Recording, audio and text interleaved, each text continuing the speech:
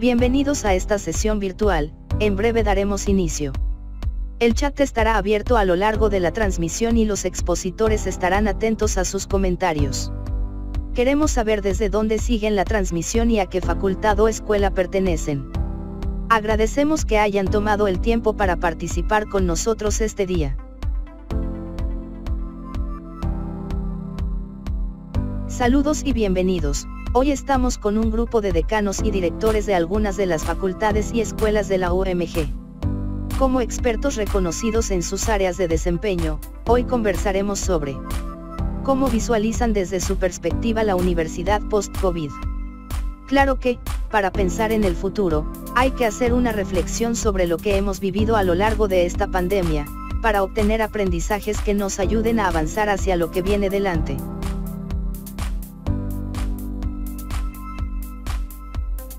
Hoy junto a Lucía Rivera y Paulo Castro, que forman parte del equipo del Centro de Innovación Tecnológica y Educativa CITE, UMG, estarán conversando. La licenciada Rebeca Méndez, magíster en Ciencias y directora técnica del I2QB3, el Instituto de Investigaciones Químicas, Biológicas, Biomédicas y Biofísicas de la UMG.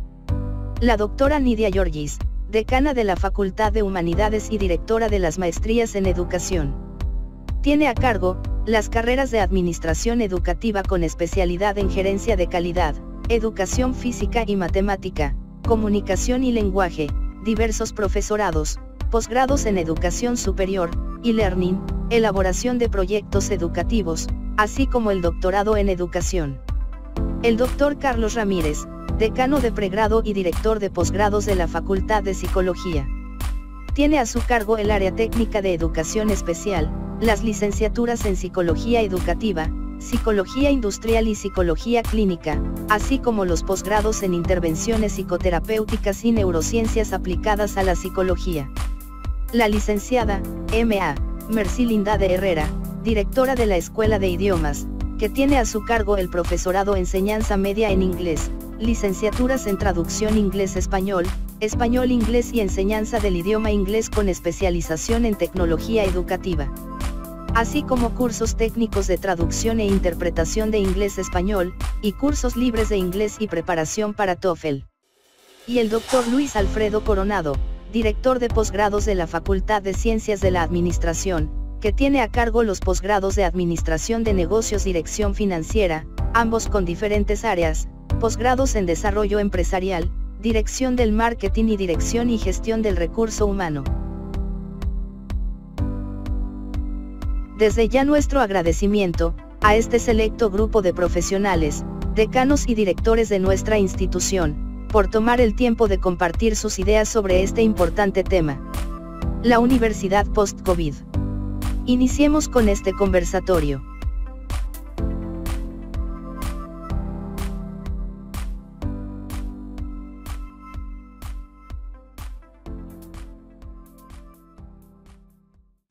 Gracias, doctora Rebeca, por estar con nosotros hoy. Es muy importante la presencia de cada uno de ustedes.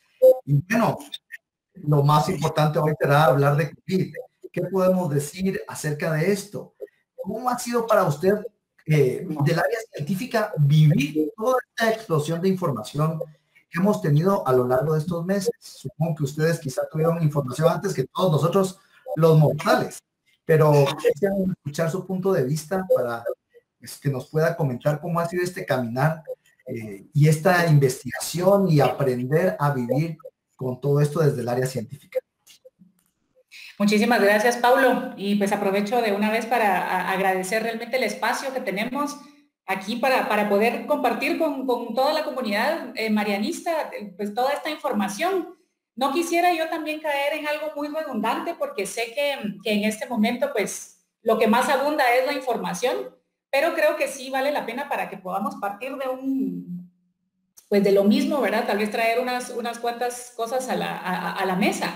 Entonces, pues como un poquito como para poner en contexto cosas que ya sabemos, lo primero que tenemos que, pues, como recordar, ¿verdad? Es que esto es una pandemia, fue una pandemia, es una enfermedad, digamos, que es sobre todo de tipo infeccioso, Fue declarado pandemia por la OMS en marzo del 2020, pero realmente no fueron los primeros casos en ese entonces. Una infección que llega a presentarse en diferentes países es lo que se conoce como una pandemia. Entonces, en este momento lo que nosotros históricamente estamos viviendo es la pandemia del COVID-19. COVID-19 se llama la enfermedad que es ocasionada por el virus SARS-CoV-2, ¿verdad? Ese es el nombre realmente del virus. Este es un virus que es CoV-2 porque ya hay un CoV-1, digamos, o CoV nada más. Y realmente lo que hace este virus es que pues, ocasiona una infección respiratoria aguda grave y que al final, pues en este momento estamos viendo que pues, el cuadro puede ser desde muy leve hasta fatal, ¿verdad? En el caso de los pacientes que lamentablemente fallecen. Fue declarada pandemia, como les comentaba, en marzo de 2020 por la OMS. Sin embargo, los primeros casos se dieron en China a finales del año pasado, ¿verdad? De 2019, por eso es que el 2019 está dentro del nombre del agente causal. Y al día de hoy realmente ya llevamos más de 50 millones de personas infectadas, 1.2 personas fallecidas, eso es un porcentaje bastante alto. Cuando nosotros comparamos pandemias a nivel de la historia, porque esto no es una situación nueva, estamos ahorita en el 5º lugar en cuanto a fallecidos. Esto es mucho. O sea, esto también lo traigo a colación porque sí hay dentro de pues, todavía muchas personas la idea de, bueno, no, pues, se mueren poquitas personas. Pero francamente no es una cuestión, por mucho de que podamos pensar de que son poquitas, nunca una vida se le puede quitar el valor que tiene. Entonces, uno es mucho, o sea, uno ya es demasiado. Entonces, cuando nosotros hablamos de que ya tenemos 1.2 fallecidos a nivel mundial, esto es una cosa seria, y es seria desde el inicio, o sea, se empezó a ver desde el principio y es algo que tenemos que ir considerando. Al principio el epicentro pues fue Asia, ¿verdad? Porque empezó en China, después fue en Europa, porque muchas personas llevaron la infección a Europa, que es como se transmite ahora todas las infecciones, es a través ahí sí que de cómo nos movemos, ¿verdad? Cómo se mueve el mundo realmente ahora. Y hace unos meses el epicentro nuevamente fue Latinoamérica, porque nuestros casos empezaron a desbordarse. Sin embargo, nuevamente estamos viendo ahora una segunda ola de la infección en Europa nuevamente, ¿verdad? Entonces ahora estamos ya hablando de que España, por ejemplo, en un periodo de 2-3 meses, de 300,000 casos, llegó nuevamente a 1 millón y pues ahorita está dentro de los 10 países que tienen más casos. España estaba controlada supuestamente un poco, estuvo bastante controlada, al igual que Italia, pero de repente, pues obviamente se descuidaron las medidas y entonces las medidas de prevención y entonces pues los casos ahora están a más de 1 millón. ¿Cuáles son estas medidas de prevención? Porque también la otra cosa que tenemos que considerar es que dentro de toda la información que ha habido, pues sí tenemos cosas muy claras y tenemos que partir de dos encrucijadas. Hay mucho del virus y de la infección y de la pandemia que no sabemos, pero en este momento hay muchas cosas que sí sabemos.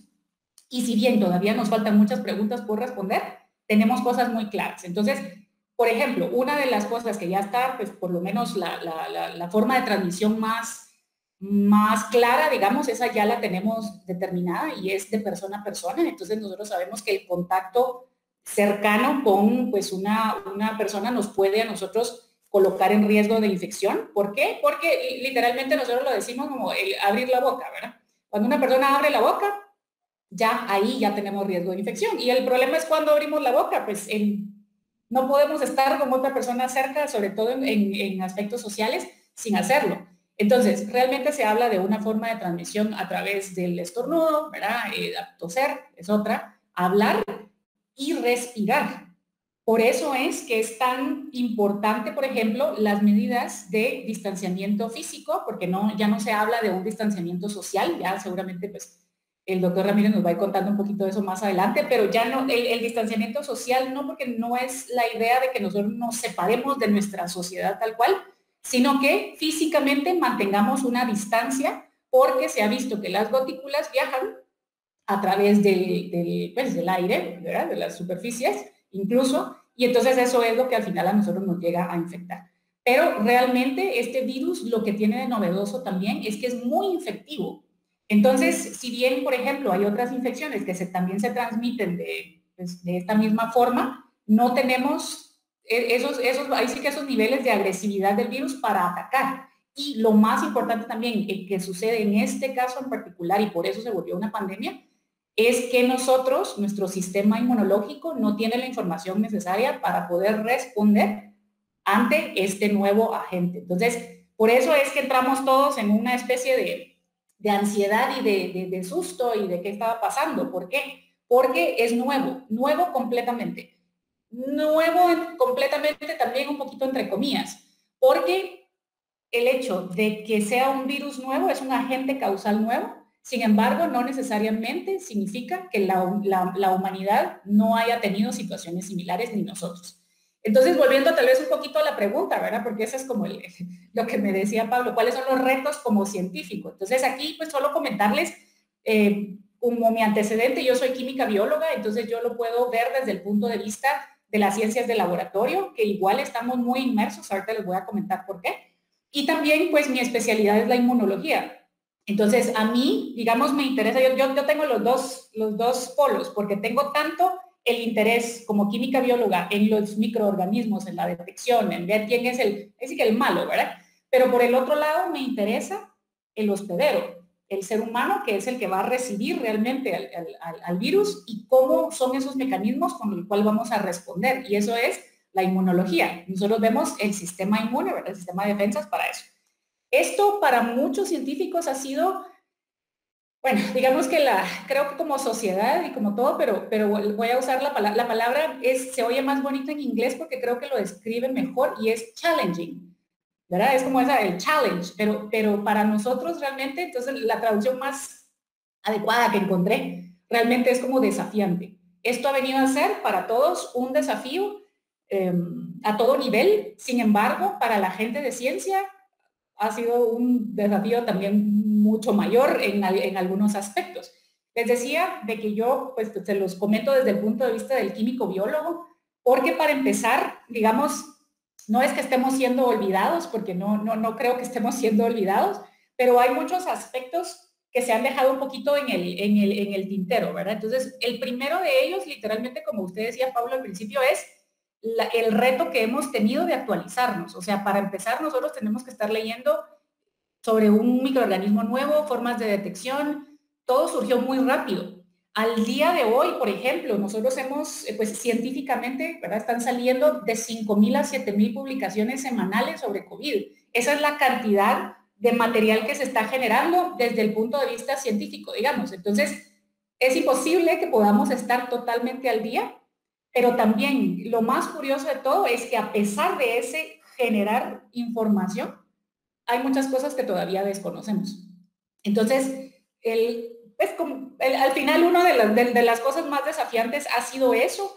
Creo que también otro de los retos con el que nos hemos encontrado, pero esto sí es a nivel general de sociedad, todos creo que hemos estado como con muchísimo trabajo, muchísimo, pues toda la parte emocional, ¿verdad?, que está involucrada.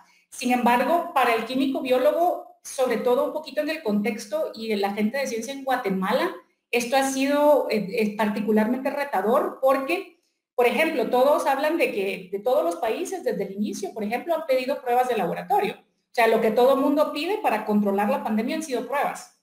Y si no se hacen las cantidades de pruebas y si no se, pues, saca ahí sí que el diagnóstico, pero francamente la primera cosa que tenemos que considerar es que las pruebas las ejecutan químicos biólogos, ¿verdad? Personal de laboratorio que tuvo que entrenarse especialmente para algo que no se conocía. La técnica sí, pero había muchos aspectos que se tuvieron que ir aprendiendo en el camino. Entonces, por ejemplo, ahorita que podamos decir nosotros hay tantas pruebas en el mercado, ya está un poquito más disponible. Ha sido muy difícil también el tener la disponibilidad de las pruebas. Eso ha sido titánico, pero ahorita ya hay una producción mayor a nivel mundial. Y dentro de todo, digamos, para mencionar tal vez otro de las situaciones más difíciles con las que la ciencia se ha encontrado al día de hoy, ha sido que este es un problema que no se puede solucionar unilateralmente. Este no es solo un problema, por ejemplo, de salud, no es solo en el área de salud que se puede solventar, sino que tiene que ser una solución que viene literalmente multisectorial. Y creo que el reto más grande que hemos tenido como sociedad ha sido que el diálogo entre los sectores es muy difícil, ha costado. Entonces tenemos pues que la política, que los economistas o los empresarios, y después está todo el equipo de salud, y ha parecido en el ambiente que hay una especie como de pugna. Entonces resulta que si usted está a favor de que se cuide pues de todo lo de la salud, los médicos, la gente en hospitales, toda la gente de ciencia está diciendo no salgan si no es necesario, pero por otro lado empieza la economía, ¿qué hacemos con la economía? Y el problema ha sido que se ha pintado esto de un poquito blanco o negro, cuando realmente nosotros como sociedad nos necesitamos. Los científicos no podemos hacer nada sin economía. O sea, todo cuesta. Entonces, la plata, o sea, al final lo que mueve, también lo necesitamos para poder ejecutar esa ciencia. Y por el otro lado, pues la economía se necesita porque si no tampoco hay salud, ¿verdad? O sea, realmente es una cuestión compleja, digamos, que al final sí necesita que se traigan soluciones complejas también a la mesa. Entonces, creo que de los retos más grandes que nosotros tenemos ahorita como científicos es primero la actualización, y la otra cosa que ha sido muy difícil y ha sido terrible para todos es la desinformación, que es que también tenemos a muchas personas que están yendo a buscar a fuentes que no necesariamente son fuentes confiables. Entonces, hay mucha ignorancia. No, a nosotros nos está costando estar al día, pero francamente sí hay también fuentes muy buenas que se pueden consultar, pero sí consideramos que es muy importante que pues la población en general acuda a la ciencia para informarse. Agradecemos su participación, licenciada Rebeca, y pasamos con nuestra siguiente pregunta. Doctora Nidia, sabemos que todas las áreas han enfrentado diferentes retos, la salud, la economía, etcétera. Pero un área muy importante para la universidad es la educación, por lo que nos interesa saber a su criterio qué retos ha enfrentado la educación en este tiempo. Claro, Lucía, con gusto. Un saludo en especial a toda la comunidad educativa de la Universidad Mariano Gálvez. Uno de los retos es el uso de las mascarillas. Hasta la moda cambió. Y sin duda, en la educación ya enfrentábamos grandes retos antes de la pandemia. Sin embargo, se han agudizado. Desde la segunda mitad del siglo XX vivimos cambios a una gran velocidad con consecuencias impredecibles. Sin embargo, la pandemia del COVID-19 ha provocado cambios antes impensables.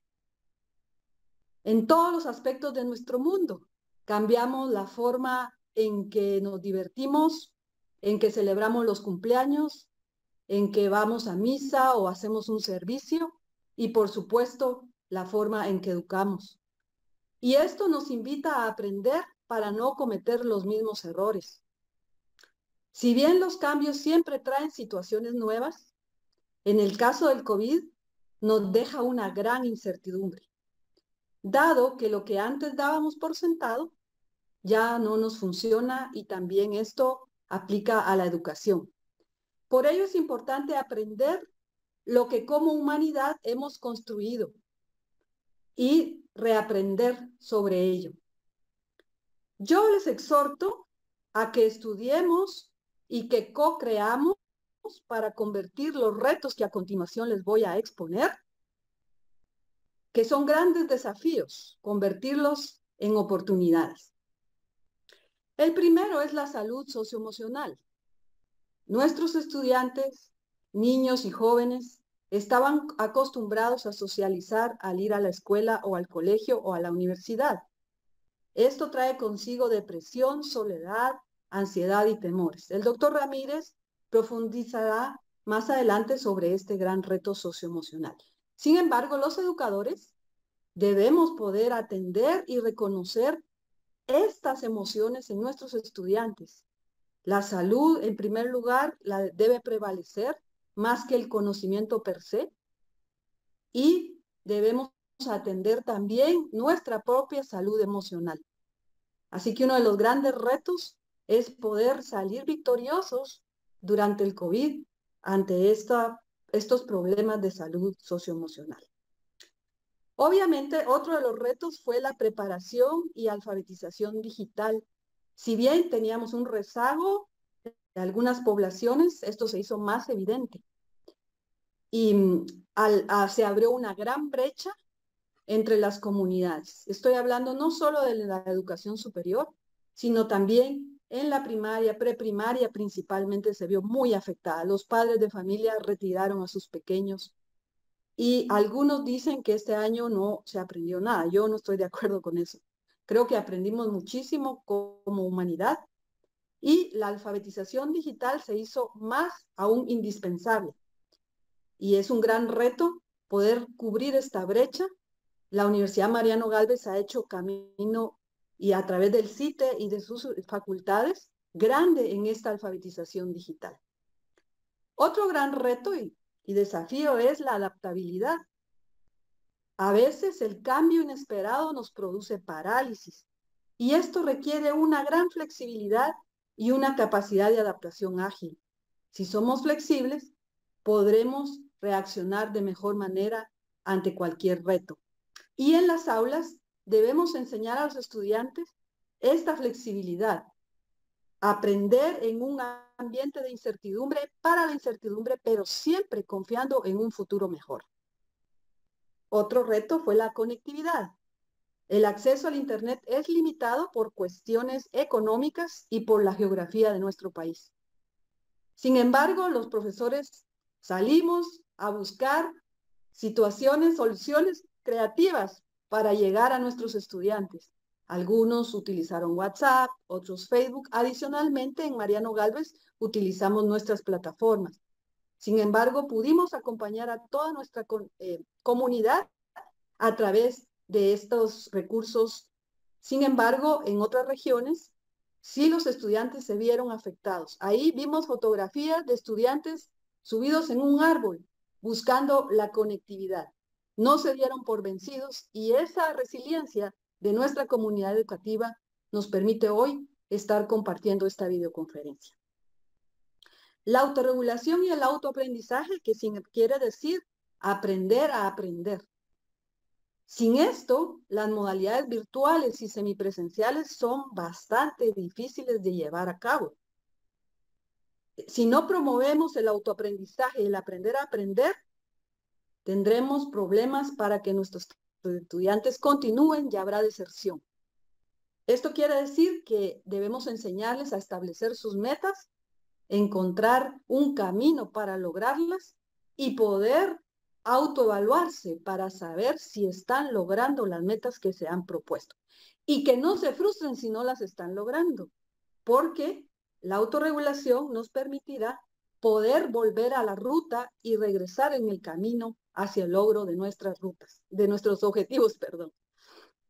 Los padres de familia también tuvieron grandes retos en casa, porque además de trabajar tenían a los niños ahí, o los encargados de los niños. Entonces, este fue otro desafío, y los maestros tuvieron que apoyarse en los padres de familia y crear comunidades para poderles dar orientación de cómo atender las tareas y cómo poder usar el único teléfono quizá que había en casa o la única laptop de manera eficaz para que todos pudieran hacer sus tareas del empleo o bien de la escuela.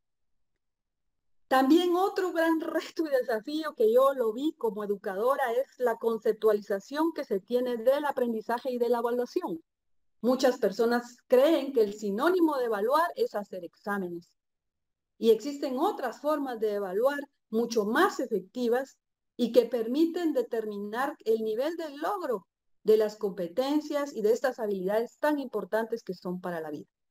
Así que ese fue un gran reto, sacar de la cabeza de muchos profesores el examen y que no se copien y que por favor los estén cuidando. Otro gran reto fue la mentalidad de que las personas no pueden aprender de otra manera que la que ya se había hecho tradicionalmente, esa resistencia al cambio. Así que una mentalidad de crecimiento es muy necesaria para poder tener éxito en la virtualidad. Y por último, no es que haya descartado todos los desafíos, pero hice un análisis y la planificación a largo plazo se vio grandemente afectada. No podemos decir qué vamos a hacer en 6 meses, en un año, porque tenemos gran incertidumbre.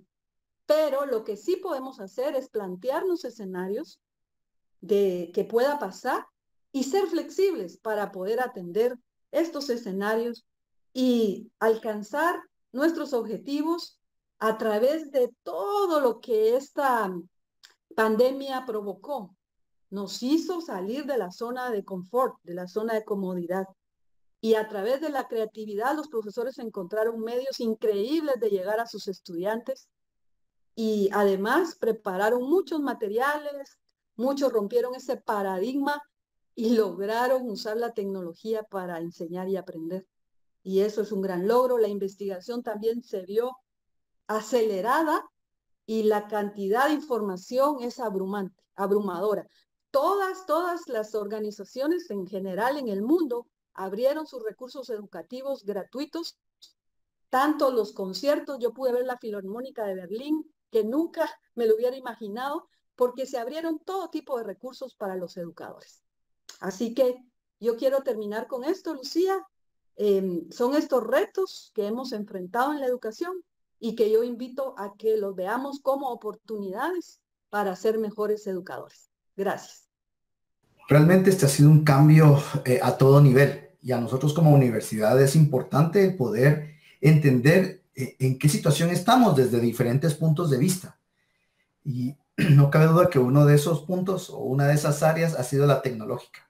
Pero quisiera preguntarle a la licenciada Mercy si ella pudiera comentarnos un poco qué impacto ha tenido este uso de la tecnología en medio de esta pandemia en el área educativa. ¿Qué podría comentarnos? Realmente el impacto del uso de la tecnología o que la tecnología ha tenido en el proceso educativo durante esta pandemia ha sido muy grande. Algunos podrán decir que ha sido un impacto negativo, pero afortunadamente la mayoría podemos afirmar que en el área de educación el impacto ha sido positivo, a pesar de que de manera bruta pasamos de lo presencial a lo virtual, ¿verdad? Hemos adaptado el modelo tradicional al modelo online y para esto se ha requerido que los docentes y los estudiantes aprendan a utilizar sus dispositivos electrónicos como un instrumento educativo, ¿verdad? El dispositivo electrónico se ha vuelto la nueva aula virtual. Aprendimos a plasmar nuevos planes educativos, estos girando alrededor del uso de la tecnología educativa.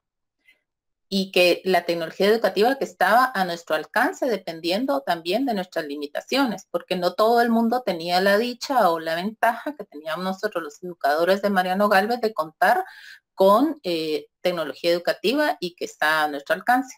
Aprendimos a ser tutores virtuales, a dar acompañamiento a los estudiantes para lograr un cierto grado de autonomía y un proceso de autoaprendizaje basado en proyectos, trabajos colaborativos, investigaciones, lecturas dirigidas, etc. Creo que la obligatoriedad de utilizar las más herramientas digitales ha impactado el currículo de tal manera que hemos tenido que aprender a hacer readecuaciones curriculares necesarias para poder desarrollar nuestros cursos de tal manera que aplicáramos diferentes diversos modelos educativos y que llegáramos a los diferentes tipos de estudiantes, ¿verdad? Pues estos modelos no hubieran podido ser posibles sin el uso de la tecnología educativa. También aprendimos a ver la tecnología y a los dispositivos electrónicos con mejores ojos. En el pasado muchos de los profesores decían, no, que no saque su celular, no, que no use la computadora, póngame atención, pero ahora nos hemos tenido que voltear y ver a los teléfonos celulares, a las laptops, a las tabletas, todo, como nuestros mejores aliados, ¿verdad? Entonces, pasar de lo presencial a lo no presencial, para los docentes requiere un mayor esfuerzo y dedicación. Entonces, el impacto de la tecnología en algunos momentos ha sido que hemos logrado una mejor comunicación con nuestros estudiantes, ¿verdad? Es cierto que ahora el docente requiere de mayor tiempo para la preparación del material.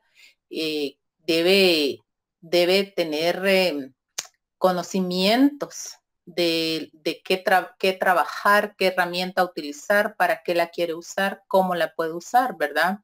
Para algunos pues puede ser una desventaja el hecho de tener que invertir tiempo en discernir cuál es la mejor herramienta, cuál es la mejor tecnología que le pueda servir para dar sus clases. Pues en general la tecnología en el área de aprendizaje e enseñanza en esta pandemia se incrementó definitivamente, o probablemente si pensamos en contextos diferentes, como por ejemplo en el área pública, donde no todos los estudiantes contaban con una computadora, con un medio de comunicación asincrónico o sincrónico con el profesor, pues entonces mucha gente dice, no se incrementó, simplemente se diversificó, ¿verdad? Pero hemos aprendido a utilizar las TICs como un medio de comunicación, como mediadores, como instrumentos para construir el conocimiento de nuestros estudiantes, que al final eso es lo que más nos interesa, ¿verdad? Y definitivamente es gracias al buen uso que los docentes les dan a las tecnologías educativas que en Mariano Gálvez hemos logrado continuar con la labor docente y con una labor docente de calidad, porque es importante que se aprovechen todos los recursos digitales que tenemos al alcance para mantener la comunicación efectiva en tiempo real, de manera sincrónica, asincrónica, de tal manera que los estudiantes sientan que realmente el impacto que la tecnología ha tenido en ellos y en sus aprendizajes ha sido un impacto positivo. Lo tenemos que ver como algo muy bueno. Gracias, Pablo. Quisiéramos además saber cuáles considera que son las competencias que los docentes deben reforzar para enfrentar la educación virtual. Definitivamente, las competencias que hay que reforzar en este momento por parte de los docentes son las competencias digitales.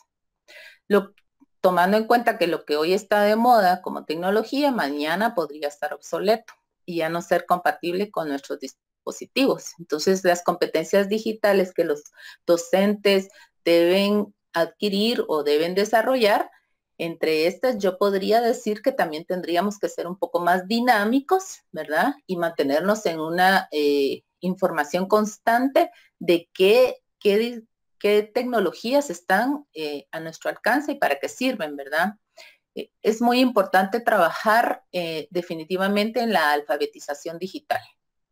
Hay que trabajar resolución de problemas, en el juicio crítico, en discernir entre lo apropiado, que tenga un fin educativo y si no lo tiene, cómo usar esta tecnología con un fin educativo, ¿verdad? Hay que también aprender a buscar, a escoger los mejores sitios, los mejores recursos. Todo esto tiene que ver definitivamente con las competencias digitales.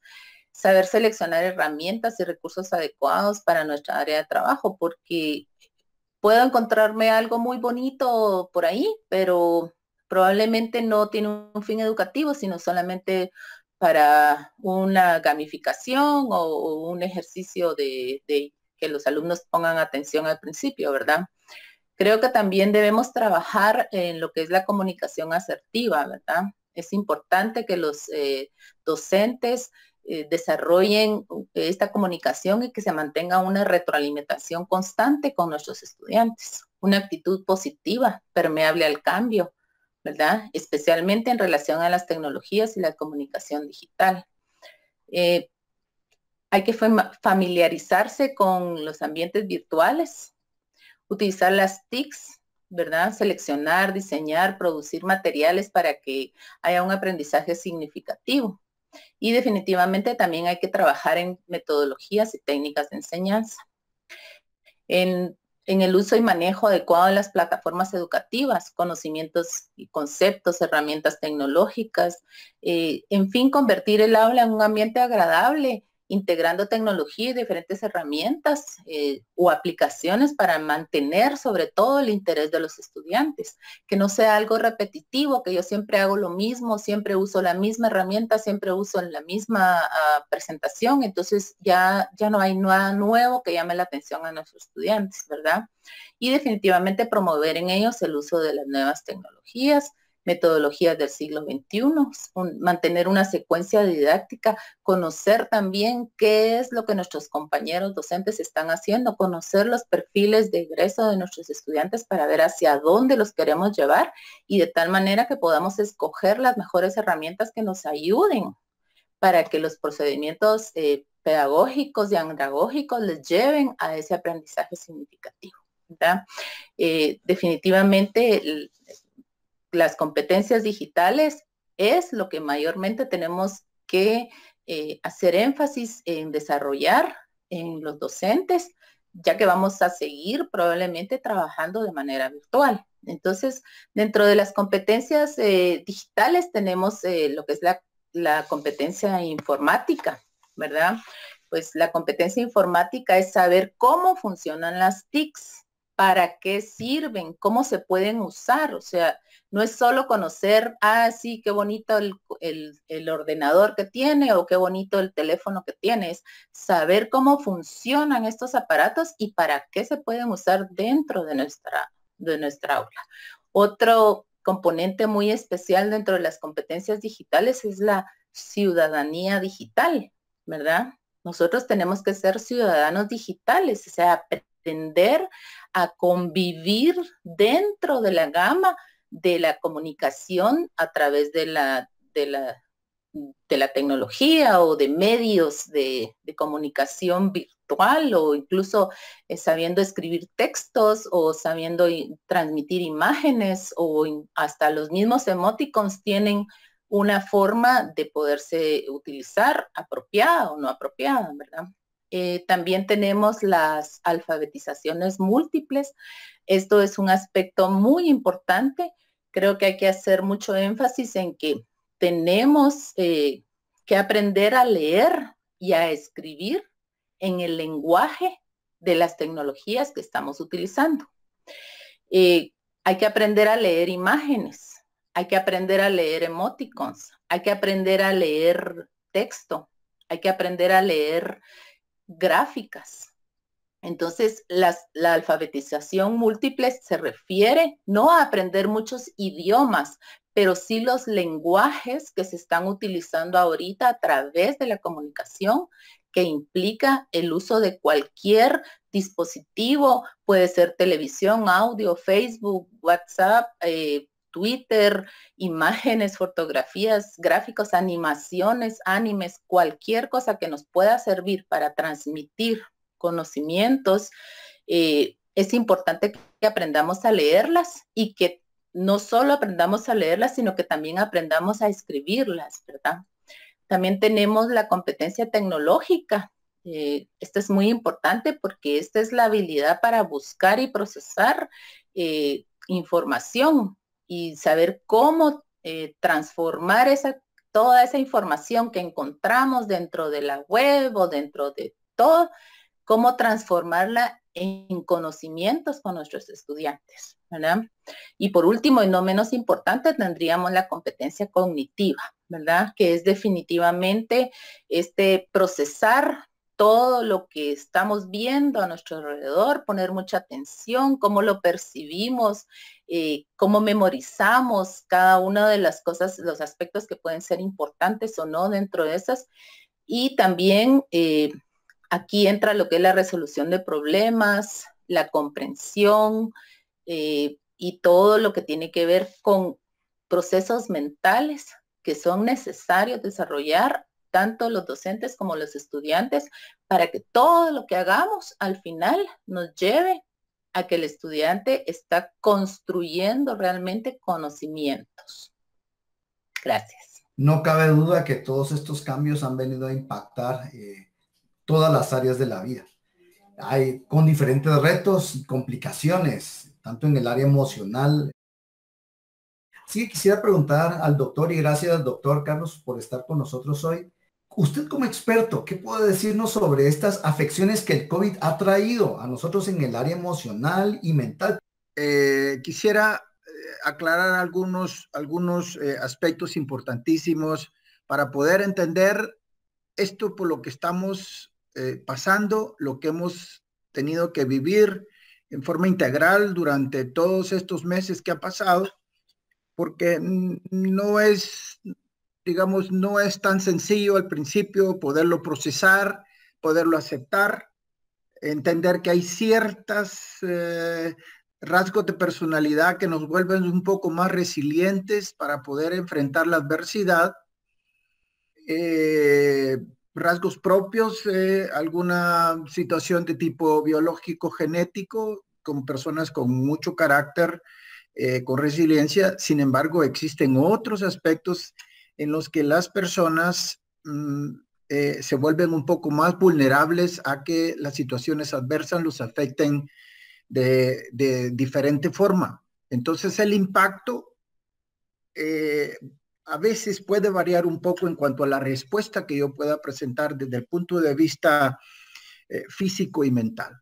Así que comenzaré por lo que debería de describirse como salud mental de acuerdo a los psicólogos, para que nos permita poder entender cuándo nos estamos saliendo y hasta dónde podemos permitir y cuándo entonces buscar ayuda, que es con lo que yo quisiera cerrar posteriormente.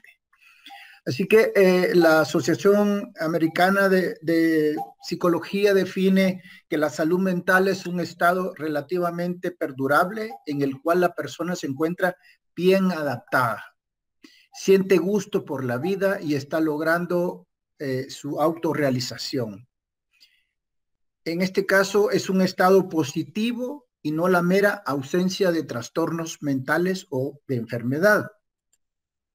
Así que la vida de los seres humanos es bastante compleja. Si ya de por sí creemos que los ordenadores son complejos, debemos de saber que los ordenadores son productos de una mente más compleja todavía que Dios le dio a los seres humanos. Entonces, creo que lo han tratado la licenciada Méndez como la licenciada Mercilinda, e igual aspectos que trató la ingeniera doctora Georgis, para no restarle méritos. De tal forma que diría que la vida de los seres humanos y su conducta en general se va a regir por dos procesos principales, y por ahí han mencionado esto. Uno de los procesos que nos hace diferentes a las máquinas es el aspecto emocional, del cual usted hace mención, en cuanto a qué tanto la parte emocional se nos ha alterado, se nos ha trastornado un poco con las respuestas normales y fisiológicas hasta cierto punto que hemos experimentado bajo esta presión a la que hemos estado sometidos. Entonces somos diferentes a las máquinas por esta parte emocional que las máquinas aparentemente todavía, quién sabe en el futuro, no pueden experimentar. Como un personaje de Viaje a las Estrellas que no podía experimentar emociones. Era eminentemente una parte muy mental. Y esa es la otra parte. La parte de los procesos cognitivos que se ha mencionado. Y esta es una parte que nos hace diferentes, pero ahora no a las máquinas, sino a los animales. De tal forma que somos seres completamente diferentes y complejos, porque nos vamos a diferenciar porque fuimos hechos a imagen y semejanza de nuestro Creador y nuestro Supremo Creador, que puso sobre nosotros los procesos cognitivos y la parte emocional. Y estos procesos cognitivos, como ahora se están conociendo en neurociencia, es lo que antes le llamábamos funciones mentales superiores, y de eso ya todos acá son expertos en eso, como la parte de la memoria, los diferentes tipos de pensamiento, racional, analítico, lógico, abstracto, el lenguaje, la capacidad de atención, todas estas que ahora se están englobando como funciones ejecutivas superiores. Estos se encuentran alojados en las partes anteriores de los lóbulos frontales, que se denominan áreas prefrontales, pero trabaja en unos circuitos bien complejos con otras estructuras que Dios estableció en circuitos que están en el interior de la profundidad de nuestro cerebro. Y esto es lo que nos permite procesar la información interior y externa. En este caso, para tener una salud mental, debe haber una armonía en la que esté en equilibrio, en una doble vía continua de nuestro proceso de cognición con nuestro sistema emocional.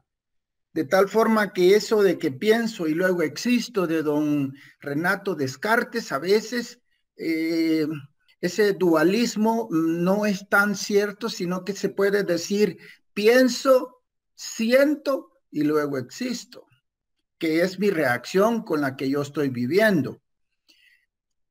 De esta manera es que los procesos cognitivos, mi manera de pensar es tan importante para cómo me voy a sentir, pero cómo me siento es importante a cómo pienso, de tal forma que es una doble vía continua.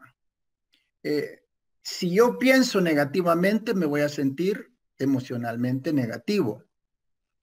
De esa cuenta es que dentro de los afrontamientos cognitivos que se tienen que hacer es desarrollar una calidad de pensamiento que permita detectar signos de alarma que nuestro cuerpo nos está diciendo porque está respondiendo a respuestas que el sistema límbico, que es un sistema aparentemente primitivo, sin embargo es el que nos mantiene vivos. ¿Por qué? Si nosotros no tuviéramos emociones como el miedo, entonces seríamos imprudentes, temerarios, y no tendríamos esa respuesta normal que los seres humanos tienen ante una amenaza. Si la amenaza es una amenaza aguda, nosotros tendríamos que ver cómo afrontarla, pero a veces no queda tiempo de pensar y tenemos que actuar en una forma instintiva, como atacar o huir. De esa cuenta es que nosotros podemos decir que el miedo, la ansiedad, la preocupación, la respuesta de estrés son respuestas prácticamente normales, ya que cuando nos enfrentamos a una incertidumbre como la que hemos estado viviendo y seguimos viviendo, ¿quién tiene las respuestas? Yo no he escuchado una respuesta con certeza que diga, en enero va a estar pasando tal y tal y tal cosa. Es como decir, me voy a sacar la lotería o no me voy a sacar la lotería.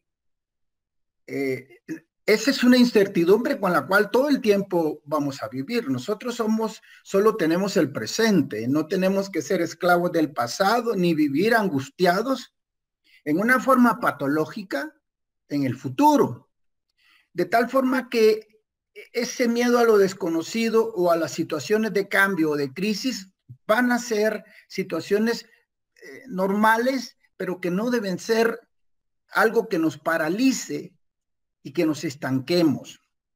Así que es normal y comprensible que la gente haya estado experimentando en algo nuevo, como nos dijo la licenciada Méndez, una pandemia que nos agarró a todos por sorpresa, sin previo aviso. Entonces, esta pandemia del COVID es obvio que presentó al principio un reto de algo desconocido. Y eso genera ansiedad, una ansiedad hacia lo que en ese momento parecía algo agudo que se creía que iba a pasar en breve tiempo. Sin embargo, de ese pequeño amenaza aparentemente transitoria, pues vimos que se empezó a cronificar y entonces ya tenemos que hacer unos procesos diferentes de adaptación a los cambios, a los cuales ahora estamos teniendo que vivir y a los cuales nos hemos tenido que adaptar, porque esa es la parte que nos determina cuán inteligentes o cuán sabios podemos ser. La inflexibilidad que lo mencionaba la ingeniera doctora Georgis, de que tenemos que ser flexibles, algo que la pandemia nos ha obligado a hacer. Esto ha permitido que las personas más flexibles, con flexibilidad cognitiva, puedan vivir con menos estrés y con menos angustia, a las personas que son inflexibles o a las personas que son muy exigentes o intransigentes. Así que yo diría que estamos ahora presentando un reto que debemos de aceptar, que nos preocupa si no hemos contraído la enfermedad. Nos preocupa cuánto tiempo más va a durar la pandemia, o a quién no le preocupa. ¿Cuándo va a estar la vacuna para poderla? ¿A quiénes serán los primeros que van a ser vacunados? Y la pregunta del millón que yo pongo como reto: ¿quién tendrá la respuesta? ¿Qué nos traerá el futuro? Pues obviamente retos y más retos. Así que debo decir que ha cambiado nuestra vida en muchos aspectos y en todas las personas.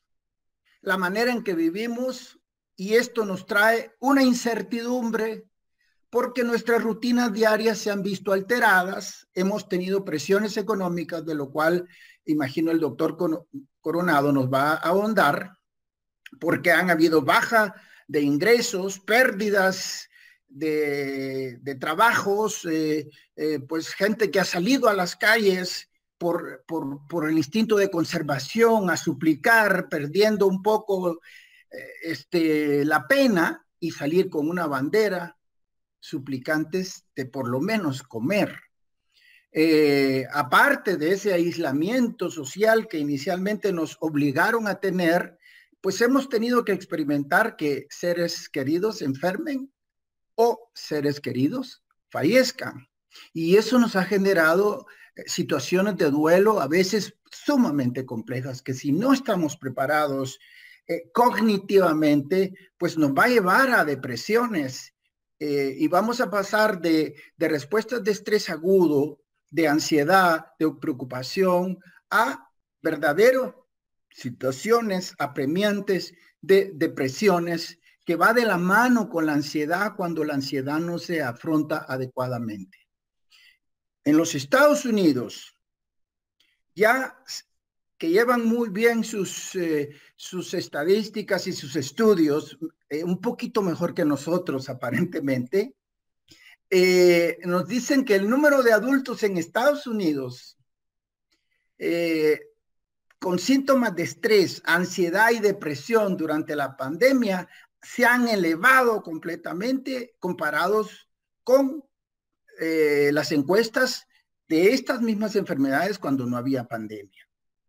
De esa cuenta es que incluso ahora ya se está viendo lo que se llaman trastornos de síntomas somáticos o trastornos relacionados, que son áreas que tienen que ver con estos factores de la ansiedad, del miedo, la preocupación, el estrés. Y ahí hemos visto algo que no existía antes, como un grupo de enfermedades que se llaman trastornos de ansiedad por enfermedad. Esto ya está en el DSM-5 y es aquellas personas con ciertas características de personalidad que están comiendo ansias, pensando todos los días que van a adquirir la enfermedad. Así como usted dijo, voy al supermercado y regreso, y yo cuando regreso y me di cuenta que la cajera no tomó los cuidados, que alguien que estaba por ahí cerca se quitó la mascarilla, etcétera, etcétera. Hay personas con ciertas rasgos de personalidad que se llaman neuroticismo, que son más vulnerables, de tal forma que hay trastornos de ansiedad propio ya dentro de este grupo de enfermedades, es decir, enfermedades mentales donde la enfermedad se caracteriza por una enfermedad de ansiedad severa, paralizante, casi como un trastorno obsesivo compulsivo que cada vez, si ustedes recuerdan, los que tienen un trastorno obsesivo compulsivo o trastorno obsesivo compulsivo de la personalidad, que se lavan las manos un montón de veces, pues nos han generado un trastorno obsesivo compulsivo, haciéndonos lavar obligatoriamente, lo cual es correcto y prudente, a usar la mascarilla. A veces como que tenemos un pequeño corte de luz en nuestro cerebro y salimos al carro por la inmediatez, y cuando nos vamos a meter al carro nos damos cuenta que no llevamos la mascarilla y que no podemos andar sin la mascarilla. En estas situaciones, entonces, nosotros tenemos que adaptarnos, desarrollando habilidades de resiliencia que posteriormente vamos a ver, de tal forma que las respuestas, Dios las puso, estas respuestas emocionales, para que nos preserven la vida. Si yo no tuviera miedo, pues no tendría ningún empacho en salir sin mascarilla, como han hecho algunos jóvenes que ya no aguantan el aislamiento y entonces están participando en reuniones sociales sin guardar este distanciamiento físico que nos mencionaba nuestra estimada licenciada Méndez. Así que hay respuestas normales de ansiedad, de miedo, de preocupación, que son normales hasta cierto punto, todavía no se constituyen en un verdadero problema, y ahí es donde nosotros tenemos que ver lo que decía la doctora Georgis. Cuando detectamos esto en alguno de nuestros catedráticos, en alguno de nuestros alumnos, que esto pueda interferir con su proceso de aprendizaje, y a eso tenemos que estar alertas para poder nosotros a ofrecer algún canal de ayuda para poder enfrentar esto con las diferentes técnicas de afrontamiento cognitivos que posteriormente podemos hablar. Gracias, Pablo. Quisiéramos ahora que interviniera el doctor Coronado, pues viendo el área financiera, administrativa y laboral, quisiéramos ver si nos puede dar algunos consejos prácticos para tener una cultura financiera sana en los tiempos de COVID-19, doctor. Gracias, Lucía. Pues ahí sí que, como dicen, es un gran gusto estar con los colegas, de haber participado de sus grandes concepciones que nos han dado. Creo que ha sido muy interesante ver cada uno y cómo cada una de las diferentes áreas están directamente interrelacionadas. Y entonces eso de alguna manera creo que tarde o temprano se va a ver muy beneficiado. Yo quisiera comenzar que antes de pasar a esa parte que habla Lucía del aspecto financiero, quisiera entrar cómo ha sido, cómo han enfrentado las empresas este tiempo, cómo ha impactado en el área laboral, para luego tratar de terminar en lo que yo llamo una salud financiera, un aspecto financiero que es muy importante en esta época y que de alguna manera viene a ayudar mucho a lo que el doctor Ramírez nos describió grandemente en un momentito dado. Para comenzar, déjenme decirles que al igual que como el doctor lo dijo muy sabiamente ahí, que para el área laboral, esta devastación que tuvo en nosotros este confinamiento y el toque de queda fue bastante mayúsculo para nosotros, no solo como personas, sino que para la economía en términos generales. ¿Qué afectó este proceso de devastación que hubo? Por un lado, es que afectó a las empresas directamente, ya que les redujo su capacidad de acción y les redujo su capacidad productiva. De esa cuenta, tenemos que un sector manufacturero redujo enormemente su actividad. El sector servicios efectuó una mayor reducción de servicios igualmente. Todo eso se reflejó en el área laboral. Y de alguna manera podemos decir que eso nos dio unos patrones de comportamiento en los diagnósticos que teníamos para nuestra economía que han sido bastante lamentables. Para comenzar, déjenme decirles que Guatemala tiene, la economía de Guatemala tiene un 70% de informalidad y un 30% de formalidad. ¿Qué quiere decir? Formalidad quiere decir empresas, personas que trabajan en una empresa debidamente establecida y que tiene todas sus prestaciones al 100%. Sin embargo, en ese 70% de informalidad, en la cual el 70%, y ahora se habla de que eso vino a incrementar en unos grados bastante grandes lo que es la pobreza para Guatemala. Si antes hablábamos de una extrema pobreza, hoy estamos hablando de una extrema pobreza de un 30%, posiblemente vayamos a tener un 40% de extrema pobreza. Una clase media que rondaba de un 20% va a haber reducido sus niveles en un momentito dado. ¿Y todo a qué se debió?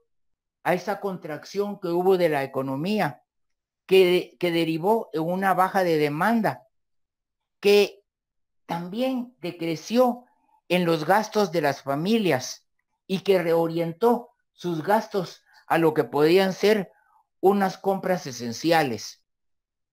Solo para darles una idea, se habla que de empleo, aproximadamente 30,000 personas del sector formal perdieron sus empleos. Las planillas del Seguro Social decrecieron enormemente durante los últimos meses. Y todo ese panorama, definitivamente, a lo que el doctor Ramírez mencionaba ahí, nos hace visualizar en el pronto inmediato una visualización un panorama bastante sombrío. Sin embargo, creo que como personas hechas a la semejanza de Dios y la capacidad de resiliencia que tenemos las personas, siempre buscamos enfrentar y afrontar absolutamente todo como un reto. De esa cuenta, ya se habla de un proceso de activación de la economía. Esa economía que va a permitir una mayor inversión en las empresas y que de alguna manera van a generar empleo y van a poder dinamizar una economía.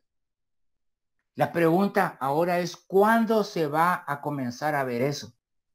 Unos hablan prontamente, pero prontamente nos está hablando de un 2021 y posiblemente estabilizado en un 2022 en un momentito dado. Y aquí ya volviendo a la pregunta de Lucía, quisiera mencionar dos aspectos esenciales. Nosotros hablamos en lo que son finanzas y finanzas personales, hablamos de lo que se llama de una cultura financiera. ¿Qué es una cultura financiera? Una cultura financiera es aquel dominio de ciertas habilidades y de la práctica diaria que nos permite tomar decisiones financieras con información y una forma sensata de hacerlo. Lo vemos cuando la señora va a comprar día a día a una tienda y compra lo del almuerzo.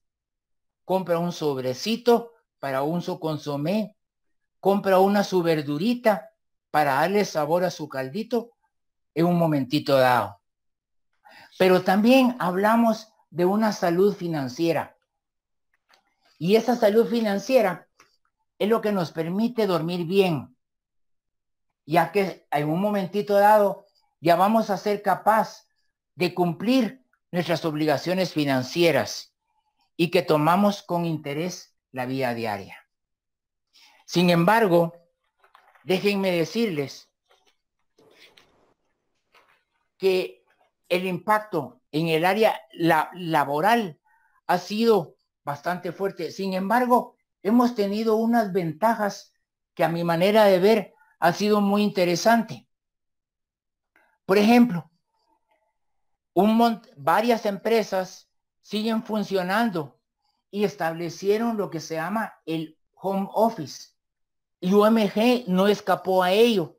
Y prueba de eso es que nosotros estamos trabajando directamente desde nuestras casas, atendiendo absolutamente todo. Y hay empresas internacionales que han visto en las mediciones de productividad de esto y que ha traído grandes beneficios a la empresa. Ojo con eso. También podemos hablar que la tecnificación del trabajo es algo que se debe desarrollar en el corto plazo. Esa tecnificación que va a permitir que desarrollemos nuevas habilidades. Cuando uno toma los reportes del World Economic Forum, en donde habla de una nueva economía, en donde habla de una nueva empresa, ya se habla de una empresa 4.0, en donde va a haber mucha tecnificación, ya se habla de una digitalización de las empresas en un momentito dado. Eso lo que va a crear es nuevas oportunidades de trabajo para estas personas. ¿Y qué es lo que va a desarrollar en las personas? Que nosotros tengamos la oportunidad de formarlos en esas nuevas habilidades que le van a demandar esos nuevos trabajos en un momentito dado. Y entonces, ese traslado de una economía muy dependiente de ciertos niveles, como es la de nosotros, en la cual dependíamos directamente del sector manufactura, ahora ya se habla de una economía que depende del sector servicios. Pero ese sector servicios tiene que desarrollar unas habilidades en las cuales van a ser en esos nuevos trabajos para desempeñar. Así que creo que estamos en un punto en el cual, para comenzar, cuando nosotros regresemos a esa nueva normalidad de que tanto nos hablan, ese distanciamiento físico, para comenzar, ya no nos va a permitir esa interacción del trabajador entre sí. Nos va a crear ese alejamiento en un momentito dado con esa percepción que ya llevamos implícita. Así pues, podríamos seguir hablando de otras. Pero para terminar ya con la pregunta de Lucía, algo muy importante para nosotros en este tiempo es el establecimiento de lo que se llama un presupuesto personal. Guatemala maneja muy poco lo que se llaman las finanzas personales. Estamos muy acostumbrados que lo que ingresa es igual a lo que sale. Y con eso estamos diciendo que todo lo que ganamos es igual a lo que gastamos.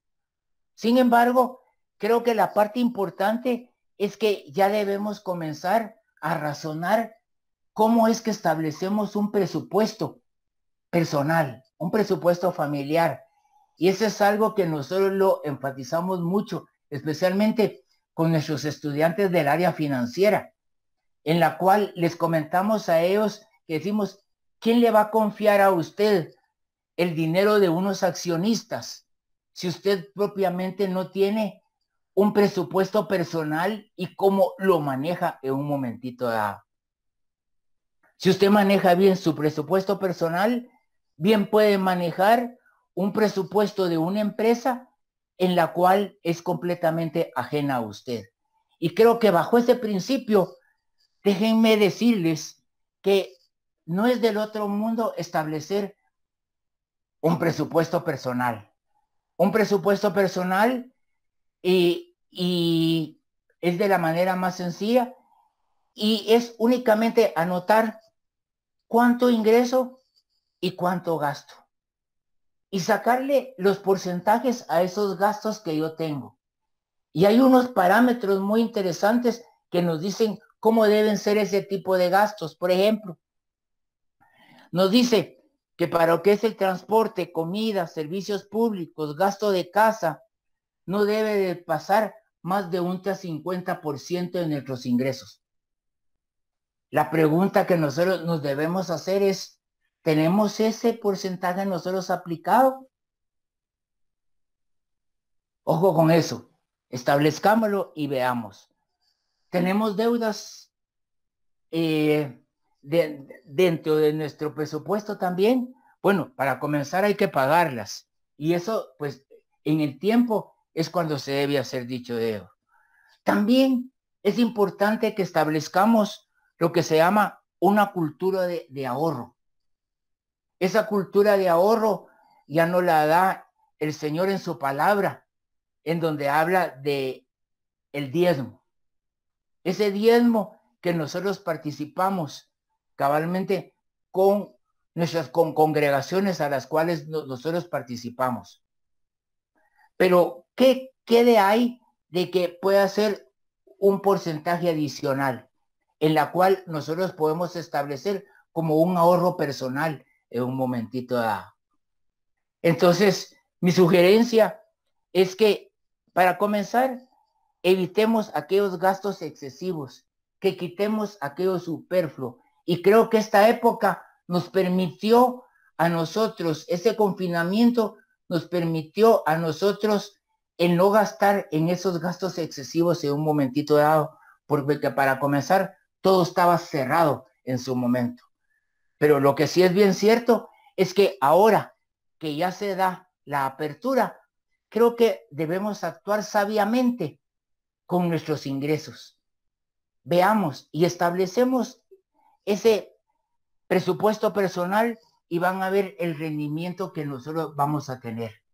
Establezcamos para cada mes nuestros gastos. Y cabalmente yo recuerdo bien cómo es que les criamos esa cultura del ahorro a nuestros hijos desde pequeño, cuando les hemos dado botes con diferentes colores del dinero que nosotros les damos y les hemos enseñado que la primera parte que se debe tener es para el Señor.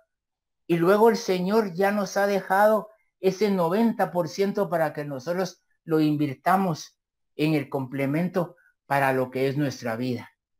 Y basado en eso es que vamos a hacer nuestro presupuesto familiar y esperamos que lo apliquemos y que lo hagamos prontamente todos para beneficio no solo personal, sino que para nuestra familia también. Muchas gracias. Muchas gracias, doctor Coronado. Es un tema súper interesante el poder pensar en nuestras finanzas. Y en este tiempo, como usted bien dice, pues no hemos podido salir a comprar, pero también tenemos que meditar en saber cómo ahorrar y poner al Señor en primer lugar. Vamos a entrar ya casi en el cierre de este tiempo. Ha sido un tiempo fabuloso de poder entender la dinámica de cada una de las áreas que se viven dentro de la universidad y de la vida diaria. Así que quisiera retomar con la doctora Nidia. En su opinión, ¿cuáles son las mejoras que se pueden hacer en este proceso como universidad o como área académica? ¿Qué podría decirnos usted en cuanto a cómo mejorar la calidad para el próximo semestre, el primer semestre del 2021? Sí, gracias, Paulo. Para responderle, quiero invitar a todos a verlo desde la perspectiva de que estamos en una guerra contra un virus y se escogió el resguardo a la salud como algo prioritario. Veo positivo la apertura, la flexibilidad, la valoración de la modalidad virtual y se derribaron grandes mitos en muchas mentes en el ámbito académico. Como bien dijo Mercilinda, a pesar de la crisis, ha sido de gran ganancia para la educación virtual, en especial de la Universidad Mariano Gálvez. Hemos tenido acceso a gran cantidad de recursos y a pesar de esta guerra logramos continuar. Eso quizá es lo que más rescato. Yo en lo personal no creo que la calidad esté tan directamente relacionada con la modalidad. Hago énfasis en que mi concepto de calidad en educación se mide con relación al nivel en que los estudiantes aprenden de la mejor manera, tanto para la vida como para aprender a hacer, a conocer, a relacionarse y a hacer. Entonces, las dos modalidades o cualquiera de las modalidades va a depender su calidad si logramos este gran objetivo del aprendizaje, principalmente de personas íntegras, con moralidad, que puedan velar por la salud de las personas, por sus finanzas, por su salud mental y por otros para que otros aprendan. Depende en cómo el profesor guía a sus estudiantes a aplicar lo aprendido a otros contextos. Esa es la flexibilidad para poder innovar y proponer otras formas de hacer las cosas ante contextos de alta incertidumbre como el cual vivimos. Claro que no se puede generalizar que todo el mundo ganó con la educación. Tenemos niños y jóvenes que no alcanzaron a accesar a fuentes de educación. También, obviamente, las personas que sufrieron quebrantos de salud o muerte de familiares o problemas económicos que tuvieron que dejar de estudiar. También tenemos que reconocer que algunas experiencias de aprendizaje, algunas veces llamados virtuales, fueron bastante terribles, pues no solo por lo sucedido en las aulas, sino fuera de ellas, y también por la conectividad. Algunos se limitaron a trasladar lo que se hacía en una clase presencial a un contexto supuestamente virtual, pero sin embargo, yo lo veo que era comprensible porque el COVID nos obligó a improvisar a muchos, que en general antes eran renuentes a adoptar las nuevas tecnologías y ahora se convencieron sí o sí. Desconozco si fue por simple reacción o rechazo a lo nuevo, por comodidad. Sin embargo, el COVID no se empujó y eso sí que es una gran ganancia. Rompimos muchos paradigmas y aprendimos a un ritmo acelerado. Yo creo que existen formas más adecuadas para lograr el aprendizaje tanto en lo presencial como en lo virtual. Puedo hablar desde la experiencia de la Facultad de Humanidades, a quien represento, y para nosotros fue un gran reto porque nos consolidó, nos hizo reflexionar y mejorar. Mejoramos nuestro sistema de seguimiento a toda nuestra comunidad educativa, a nuestros coordinadores, a los profesores, a los estudiantes, acompañados por el CITE, que también fue de gran ayuda. Mejoramos nuestro sistema interno de comunicación. Ahora tenemos los teléfonos de todos y todos los correos y todos los WhatsApp de monitoreo y de feedback. Aprovechamos la oportunidad para revisar nuestros programas y actualizarnos. Y como todas las cosas, creo que llegaremos a un equilibrio. Sin embargo, lo que ya hemos ganado, Paulo, va a aportar a la calidad de nuestra educación, sin lugar a dudas, porque nuestros profesores despertaron. Los que estaban dormidos y no querían abrazar la tecnología, despertaron. Algunos al fin nos lograron escuchar después desde el 2011 de hablar de la virtualidad, nos voltearon a ver, porque sin duda hemos sido impulsores de esta modalidad en Guatemala y quizá en toda la región. Y creo que la calidad está más relacionada con el aprendizaje y las tecnologías permiten llegar a rincones, los rincones más alejados de nuestro país. Así que yo lo veo como un gran logro y la calidad está más en el cómo se aprende, cuándo se aprende, que en el qué se aprende y en la modalidad. Muchísimas gracias. Quisiera retomar con el doctor Ramírez, ya que el agotamiento por el trabajo y la convivencia en medio de la pandemia han sido extremos, ¿verdad? Entonces, quisiéramos que nos diera un par de consejos con respecto a esto, doctor Ramírez. Gracias, licenciada. La verdad es que resumirlo en un par de consejos me lo pone un poco difícil porque a problemas complejos, soluciones fáciles no son tan viables. Yo diría que las preocupaciones y la ansiedad que el COVID nos ha preocupado, si no nos unimos como una sociedad fraterna de hermanos dispuestos a ayudarnos unos a otros para salir adelante, su impacto va a ser mucho más abrumador. De esa cuenta es que en esa línea yo retomo las palabras de la doctora Georges en cuanto a que además de la flexibilidad debemos de despertar a ese amor fraterno, no solo en la convivencia familiar, sino en una convivencia social, más unidos como sociedad, como lo que se está viendo ahora para la ayuda a las personas que están sufriendo estragos por estas lluvias que tuvimos, que es una situación que se agregó a la situación del COVID. De esa cuenta es que yo diría que es necesario aprender maneras asertivas de afrontar esta situación que se ha vuelto ya crónica.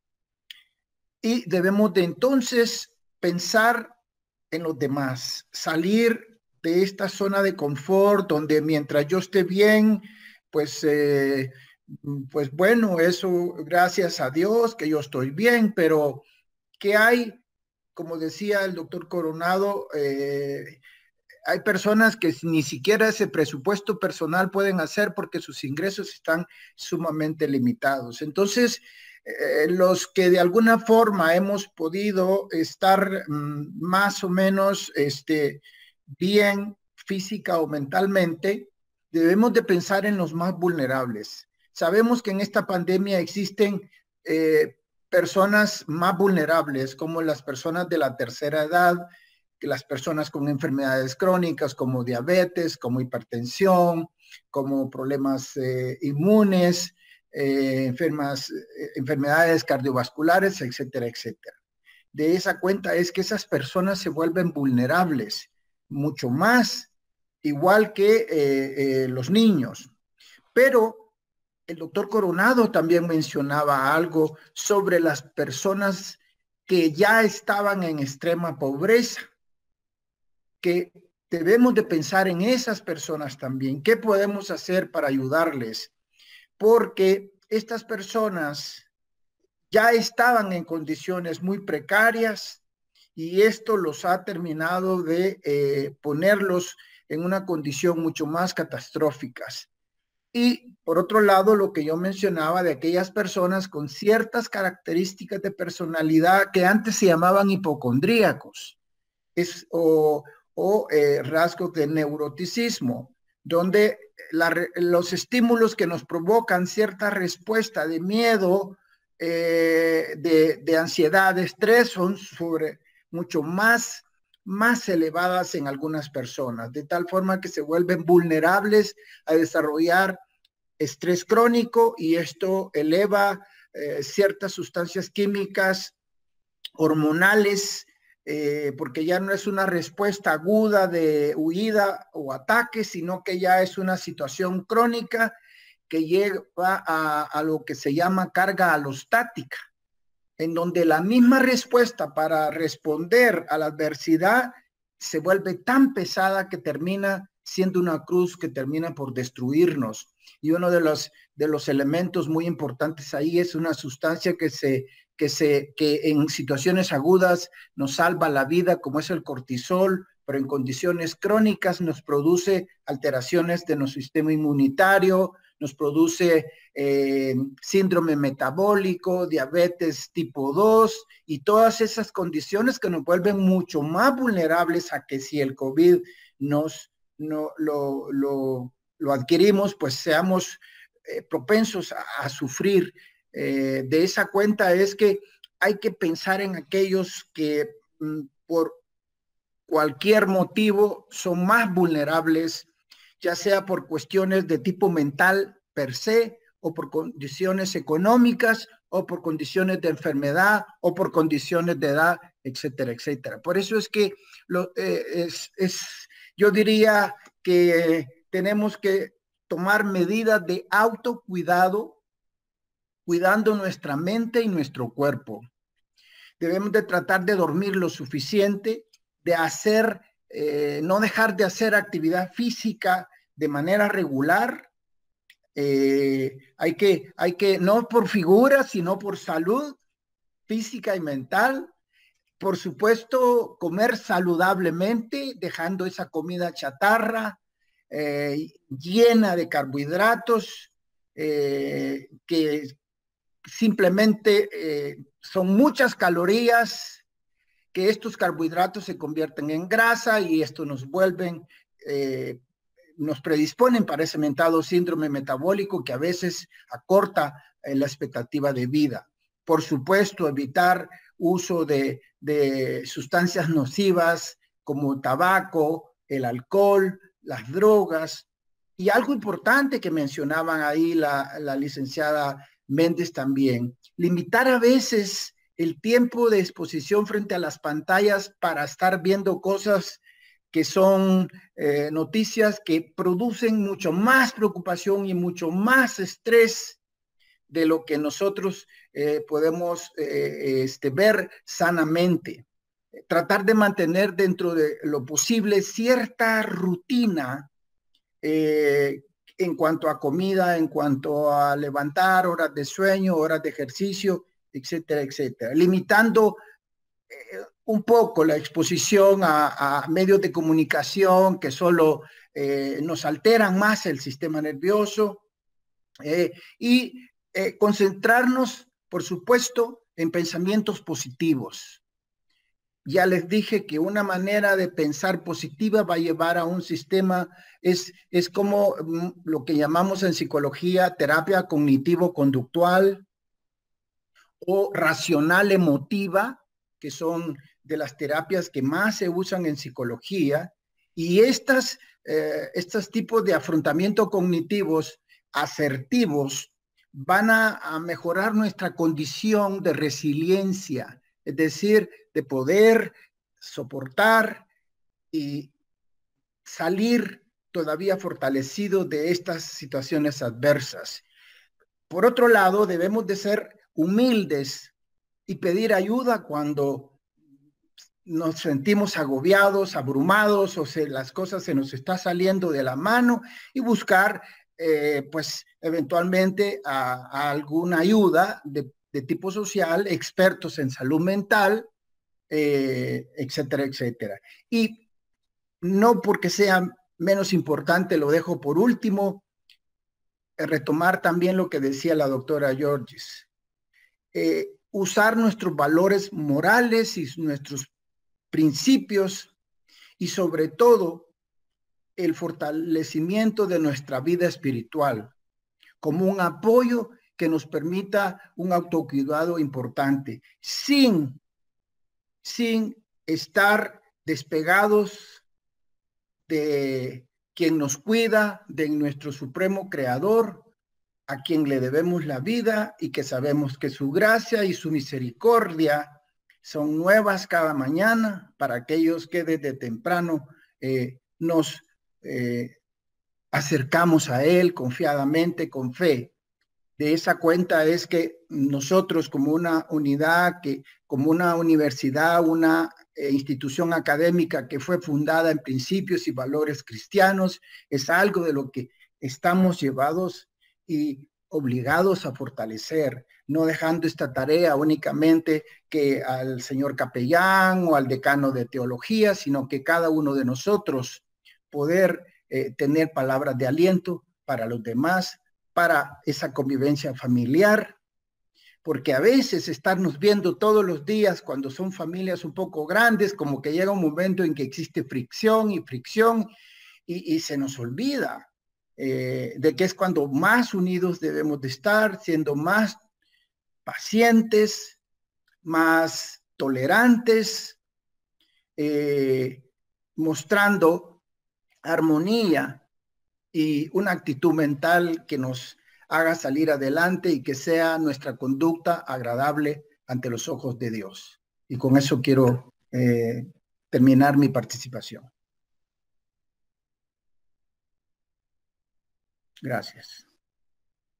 Muchas gracias, doctor. Es interesante todos los aspectos de la vida que debemos considerar.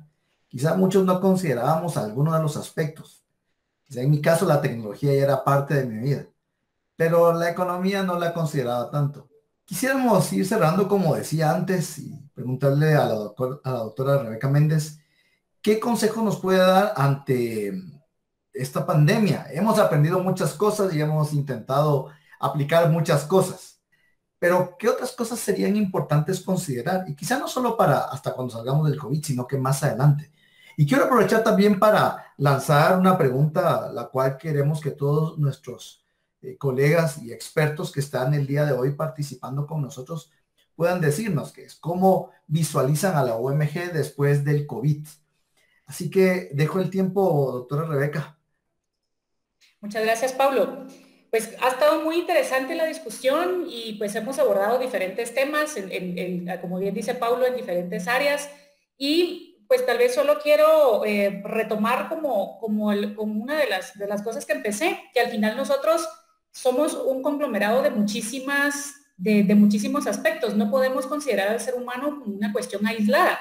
Y les mencionaba yo que esto tiene que ser una solución multisectorial, pero también para nosotros multifactorial y multiaspectorial. No sé si será una palabra, pero son todas esas cuestiones que tenemos que tener, pues por lo menos tratar de darle salud, ¿verdad? Dar salud en los diferentes aspectos. Y si yo, pues al final, como para concretar un poquito y un consejo, yo diría que 3 son las cosas que necesitamos para pues, para seguir adelante en esta pandemia de la manera más benevolente posible.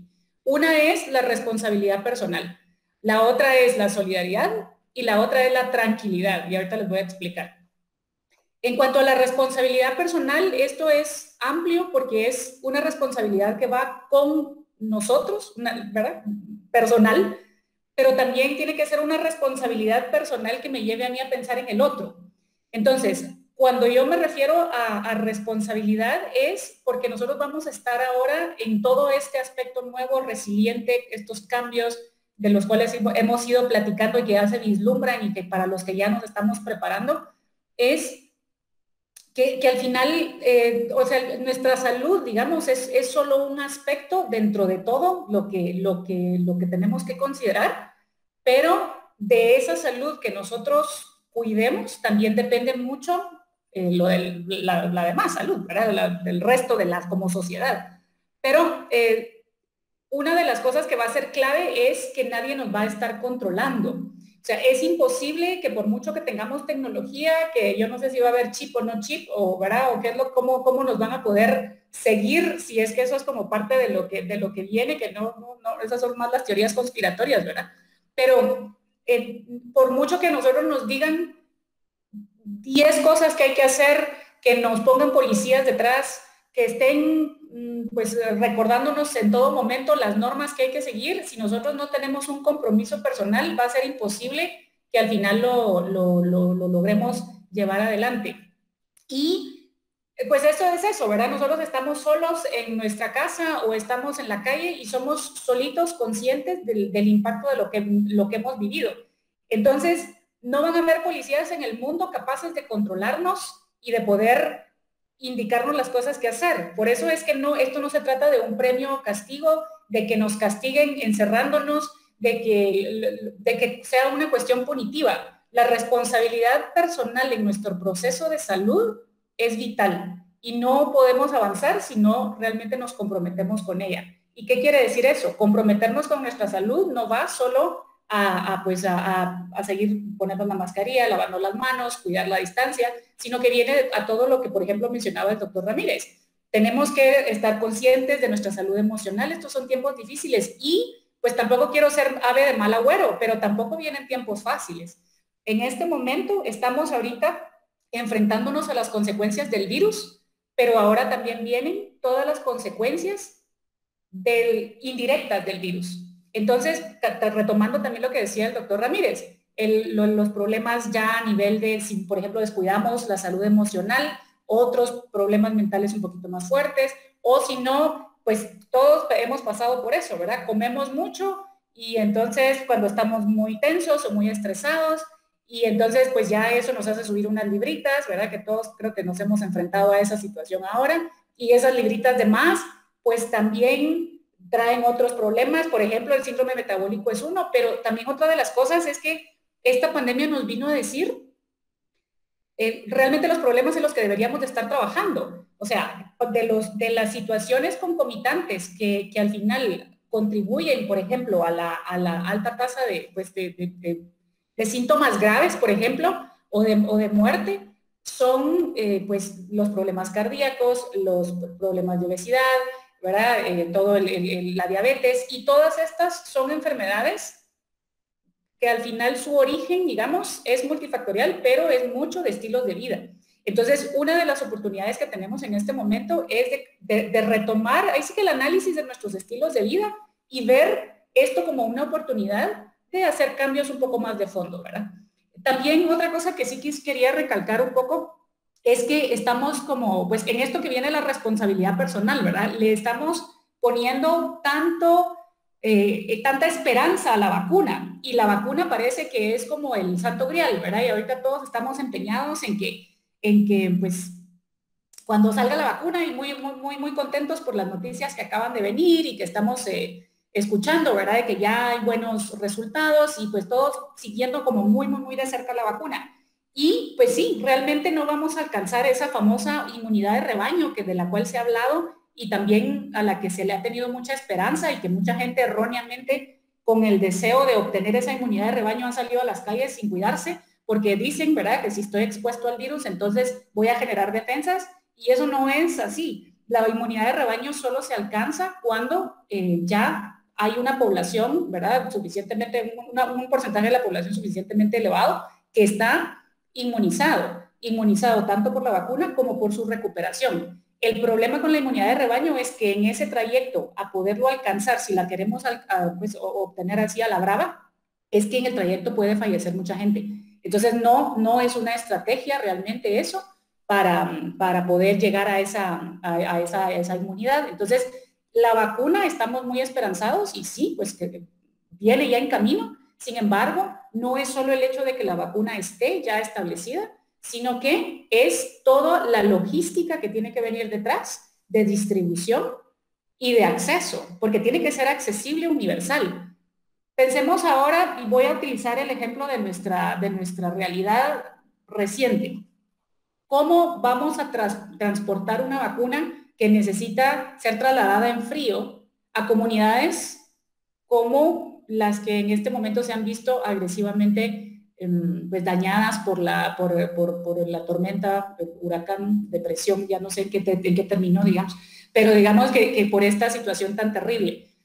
El traslado de eso, si tanto cuesta trasladar víveres que ni siquiera requieren pues, condiciones de temperatura especiales, mucho menos vamos a pensar en una vacuna. Entonces, no es querer quitarle a la vacuna pues toda lo que confiamos que vamos a mejorar con ella. Sin embargo, es estar conscientes que todavía nos queda un trayecto largo. Entonces, si nosotros no nos comprometemos, ¿verdad?, si no tenemos una responsabilidad personal de mi participación en la solución de la pandemia, esto no se va a acabar nunca. Y no es nunca, realmente el virus se va a acabar, o sea, digamos, y se va a acabar, que no es que va a desaparecer, al contrario, se va a hacer parte de los virus respiratorios. Entonces, todos los años seguramente, pues ya, igual que la influenza, en unos años, pues estará la vacuna del COVID, entonces se podrá haber vacuna para acceder a ella, va a estar dentro del panel respiratorio. O sea, el virus no se va a morir, no va a desaparecer, sencillamente nosotros nos vamos a adaptar. Entonces, sí es importante que estemos conscientes de eso. Entonces, nuestra responsabilidad personal también nos lleva a lo que les decía, la solidaridad. Si yo estoy cuidándome, entonces eso tiene un impacto en el otro, estoy cuidando a los demás, ¿verdad? Y eso va también a ayudarnos a caminar pues de una manera mejor como sociedad. Y en esto, la otra cosa que yo pues les pediría, digamos, el consejo es estar tranquilos, porque cuando nosotros vamos conociendo todo esto, tenemos más herramientas para podernos enfrentar al peligro. Sin embargo, también como decía el doctor Ramírez, no se trata de que perdamos el miedo y entonces pues bajemos la guardia. No se trata de salir con miedo, pero sí ser responsables y ser prudentes. O sea, esto realmente al final puede tener consecuencias graves, quizás no en la gente joven y pues en la gente que no, pues que está bastante saludable. Sin embargo, tampoco estamos tan seguros, porque una de las grandes incógnitas que ahorita todavía se tiene es porque hay personas que están sanas completamente y de todos modos tienen síntomas graves, por ejemplo, o porque hay personas que tienen diabetes, hipertensión o alguna de estas otras condiciones y pues les va bastante bien, no es automáticamente sentencia de muerte. Entonces, tenemos todavía mucho que responder. Yo les diría, la ciencia no ha fallado porque está dando las respuestas que tiene que dar en el tiempo que le es posible con los medios que tiene. Entonces, no le fallemos nosotros también a la sociedad en la parte que nos toca. Esa sería esa sería en esa pregunta. Voy a aprovechar de una vez a responder, Paulo, la segunda, perdón, ya que estoy en el uso de la palabra. ¿Cómo realmente visualizamos la universidad o cómo visualizo yo la universidad post-COVID? Yo, la verdad, la veo muy diferente. O sea, la palabra es distinta. ¿Cómo? Yo no les puedo decir si vamos a estar en un cubículo encerrados, en una burbujita. Eso realmente, pues podemos usar nuestra imaginación para hacer muy, pues no sé, muy, no sé cómo decirlo, pero realmente yo... Sí, pero yo realmente lo veo como distinto. O sea, la universidad va a ser diferente, la educación va a ser diferente, nuestro trato va a ser diferente, que no significa que tenga que ser negativo ni malo. No por ser diferente tiene que ser malo. Lo que pasa es que nos asusta porque no lo conocemos. Pero, francamente, es una oportunidad de crecimiento y entonces yo veo esto realmente con mucha esperanza. O sea, la universidad tiene muchas oportunidades ahorita. Los jóvenes, los universitarios son literalmente quienes están tomando la batuta de esto para la humanidad post-COVID. Esto tiene que ser, de cierta forma, da miedo, pero también muy apasionante. Y ojalá nos enfoquemos en eso, en verlo de esa forma. Vienen tiempos duros, viene difícil, no va a ser fácil recuperarnos de un montón de cosas, pero como ya también dijeron mis colegas, somos una humanidad resiliente. Hemos salido de otras pandemias, de esta también vamos a salir. Muchas gracias, licenciada Rebeca. Qué interesante poder escuchar su exposición y como usted dice, la confianza en el Señor nos hará salir adelante. Quiero dejar ahora la oportunidad al doctor Coronado. ¿Cómo visualizo OMG en la era post-COVID? Para comenzar, creo que debemos decir de que OMG ya se adaptó a una nueva realidad. Esa nueva realidad produjo en nosotros unas crisis que dio origen a unos cambios. Y esos cambios ya los hemos tenido y esos cambios nos han permitido crear nuevas oportunidades. Y esas oportunidades cabalmente nos ha permitido a nosotros, y visualizo a OMG como una universidad que presenta programas novedosos y de aceptación por parte de estudiantes. Y la razón es muy sencilla. Ya a nivel de licenciaturas, nosotros ya tenemos bastantes millennials que son parte de nuestros estudios. Creo que ahora debemos prepararnos para esos centennials en un momentito dado. Sí creo yo que debemos crear ya a nivel propiamente ya docentes, crear equipos multidisciplinarios para crear carreras conjuntas en un momentito dado, porque creo que así es como va a ser el futuro. También, ¿cómo es que debemos planificar? Ya no debemos planificar de ayer para hoy, sino que debemos planificar de hoy para mañana. Y eso lo que va a permitir es anticiparnos y leer a nuestros estudiantes sobre qué es lo que necesitan para cuando estén en su desempeño laboral. También, al leer al estudiante nos va a permitir servir a esa vida productiva y sabedores que con el tiempo ellos también van a tener que regresar.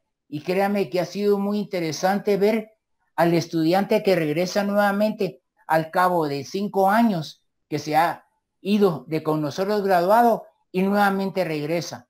Eso de alguna manera lo que nos abre es nuevas oportunidades para nuevas carreras que creo yo que tienen que establecerse. y como sucede en otros entornos, nuevos posgrados, nuevas certificaciones, cosas interesantes que creo yo que debemos tener. También creo que UMG va a tener que pensar muy bien y va a tener que invertir en digitalizar absolutamente todos los procesos que nosotros realizamos y convertirnos en una universidad digital 100%, en la cual da programas híbridos y da programas virtuales. Y en esos dos grandes campos es donde nos vamos a desempeñar en el futuro. Con eso, creo yo que de alguna manera nos va a permitir ser una universidad que presenta nuevos programas, nuevos estudios, nuevas formas de hacer las cosas, tener nuevas métricas de desempeño a todo nivel. Y lo mejor de todo es que vamos a poder digitalizar procesos, formar lo que hablaban las colegas del área de educación, los docentes digitales y, ¿por qué no?, a todo el personal completamente digital. Muchas gracias. Muchas gracias, doctor. Gracias por su comentario. Saldremos adelante, así es. Licenciada Mercy, por favor, su opinión. Bueno, en realidad, adelantarnos al futuro en la educación superior es un poquito complicado, ¿verdad? Sería pensar cómo va a ser la educación superior post-COVID, ¿verdad? No solo para Mariano Gálvez, sino en general. A nivel internacional se nos vienen cambios bastante importantes, ¿verdad? La clave es en que la universidad o la academia va a tener que ser un ente dinámico, que se va a tener que mantener constantemente actualizando, adaptando, haciendo investigación, tanto de la parte del docente como del estudiante, de tal manera que podamos entrar en este mundo globalizado y este mundo donde la distancia física es únicamente para evitar la propagación del virus, pero hay un acercamiento con personas y con estudiantes y con catedráticos de otras universidades, de otros países. Y se nos vienen retos importantes, retos como la internacionalización de los programas, la movilidad estudiantil, que ya no es una movilidad física, sino tenemos estudiantes de El Salvador estudiando en Guatemala, ¿verdad? Entonces es una movilidad estudiantil que también se nos viene un reto. Tenemos que trabajar en colaboración, buscar colaboración interuniversidades, interinstitucional. No somos una universidad estatal que tenga el apoyo del gobierno para seguir subsistiendo. Tendremos de alguna manera que unirnos con nuestros pares para juntos poder sacar adelante a la academia a nivel internacional y nacional, ¿verdad? Definitivamente la educación va a seguir siendo virtual, pero también vamos a seguir presentando programas online a distancia o simplemente programas híbridos que también va a ser necesario tenerlos a disposición de los estudiantes.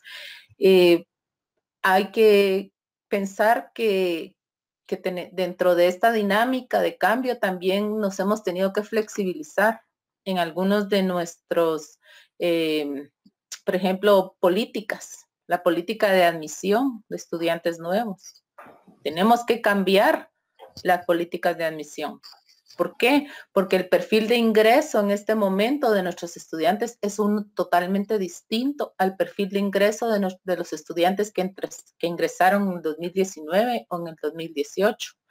También creo que hay que identificar riesgos potenciales, en especial en la disminución por el interés en las áreas humanísticas. Esta pandemia ha venido a hacer un boom en los jóvenes por interesarse en las áreas de ingeniería o en las áreas tecnológicas, en las áreas prácticas, más que en las áreas humanísticas. Entonces sí, tenemos que pensar en la parte académica, cómo vamos a formar a esos docentes que van a enseñarle a todos estos jóvenes a trabajar, porque al final nuestro producto final va a ir a trabajar. y los empleadores van a estar preguntándose, bueno, ¿qué destrezas desarrolló en la universidad? ¿Qué habilidades aprendió, habilidades, destrezas, o qué aprendió, o cómo se va a desenvolver dentro del trabajo? Entonces, definitivamente es complicado o decir, bueno, la universidad post-COVID va a ser XY. El futuro es incierto en este momento. Lo que sí es que son cambios positivos. ¿Por qué? Porque estas situaciones de cambio, estas situación de incertidumbre nos hace estar constantemente trabajando en buscar soluciones a los posibles problemas que tengamos. Gracias. Muchas gracias por su intervención, licenciada Mercy. Doctor Ramírez, continuamos con usted. Gracias, licenciado Castro. Pues en lo personal yo quiero ser breve. ¿Cómo visualizo a la Universidad Mariano Gálvez por post-COVID? Pues desde ya la visualizo fortalecida, y así seguirá fortalecida y, como siempre, bendecida por la gracia de nuestro Creador. Amén. Solamente. Gracias. Agradecidos también con su intervención, doctor. Doctora Nidia, su turno. Pues fue muy interesante escuchar a mis amigos y colegas que me antecedieron, y me recordó una reflexión al inicio del COVID, pensando en lo curioso que somos los seres humanos, que creemos que tenemos todo bajo control. Y en pocas horas, nuestro mundo se volteó con la pandemia del COVID-19. Como siempre, en el fuego de la prueba sale lo mejor o lo peor de las personas, tal como sucede con la escoria y el oro al enfrentar el fuego de la prueba del horno. Así que esta reflexión me llevó a pensar en revisar los valores en la práctica diaria, a pensar en quién o en qué hemos puesto nuestra confianza. También me llevó a darme cuenta que el egoísmo puede ser nuestra propia destrucción, y que pensar en el otro nos fortalece y nos protege. Y en la muerte, porque todos pensamos en nosotros mismos y en nuestros familiares y amigos, y me di cuenta que no es el final de la vida si creemos en la vida eterna. Pero ¿qué pasa con aquellos que no creen? Así que voy a cerrar visualizando a la UMG post-COVID. Como bien dijo el doctor Ramírez, la visualizo fortalecida y bendecida, porque nos hizo valorarnos más, extrañarnos en la presencialidad, pero seguimos unidos a través de los medios que la universidad ya venía preparando. Como educadores debemos guiar a nuestros estudiantes en un territorio desconocido. No es tan importante el ahora, el qué debemos aprender, sino el cómo. Debemos centrarnos en las destrezas necesarias para tener éxito en ambientes de alta incertidumbre. Y ahí es donde debemos investigar, innovar y crear, para comprender las causas de los cambios de una manera rápida para adaptarnos. Esto, por supuesto, ya trae los grandes desafíos que hemos identificado, pero yo quiero terminar con una exhortación a que los veamos con el cristal de las ventajas y de las oportunidades, que lo veamos con esperanza. Hoy más que nunca son las habilidades blandas más que nunca necesarias. Debemos cultivar la creatividad, la reflexión, la curiosidad, la colaboración, el pensamiento crítico, el aprender a aprender, y sobre todo la alfabetización digital, que ha sido un medio eficaz en esta pandemia.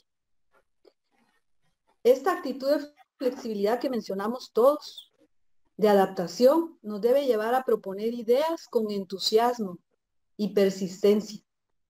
¿Para qué? Para sembrar esperanza en otros, como lo hemos hecho a través de esta videoconferencia. Paz y calma ante esta crisis y las que vengan. También para proveer consejos e ideas y enfocarnos y salir mejores de cualquier crisis que enfrentemos. Y brindar ideas sobre cómo apoyar a nuestros estudiantes en la era digital. Quiero finalizar con unos consejos breves, como a nuestros docentes. que en primer lugar establezcamos nuestras lecciones, los objetivos y seamos intencionales para ver y medir nuestros avances y el aprendizaje de nuestros estudiantes. También escribamos rutas claras de aprendizaje y concisas y darlas a conocer a todos. Proveamos y encontramos recursos digitales disponibles para nuestros estudiantes, seamos flexibles, seamos firmes, utilicemos un lenguaje conciliador. Proveamos respeto y pidamos respeto y estemos en control. Resolvamos dudas, apoyémonos en equipo. Proveamos y recibamos realimentación grupal, individual y en equipos y actuemos acorde todos para mejorar. Pero ante todo, sembremos esperanza, pensando que podemos mejorar de la mano de Dios y que esta crisis sirva para ser mejores personas, ya que juntos lo lograremos. Gracias.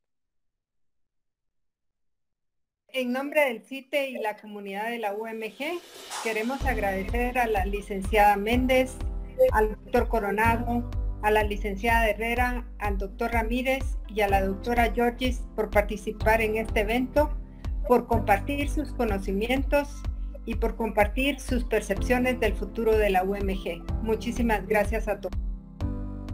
Muchísimas gracias. Muchas gracias. Muchísimas gracias. Ha sido un gran por gusto. la invitación. Un Es gusto. un gusto para Gracias. nosotros Para colaborar. servirles. Agradecemos a los expositores de esta sesión virtual y el aporte que han hecho a la comunidad de la UMG. Esperamos hayan disfrutado esta sesión virtual y damos fin a la transmisión. Hasta la próxima.